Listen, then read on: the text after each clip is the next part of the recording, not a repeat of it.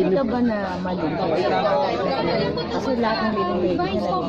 At saka magle-level up ba yung relasyon mo dito sa show? Sa totoong buhay po? Sa show? Hindi, sa show. Sa show muna. Sa show muna. Ano po na, mamaya na yung totoong buhay. Ay, hindi. Ano po? Kasi parang kilig-kilig ka kay Coco dito eh, di ba? Opo, May mga eksena kasi ka. naman, si Cardo talaga, isa siyang sobrang taong parang hindi na, walang kasamaan. Yung talagang gagawin lahat para sa tungkulin, gagawin lahat para sa kabutihan.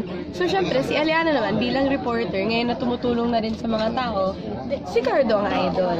Kaya talagang hangang-hanga talaga siya kay Cardo. Yeah, so bakit So, naman parang ready ka ng maling. Ready ka ng maling. Si Aliana. Hindi, sa siyasi. Sa totoo. kasi single si Coco.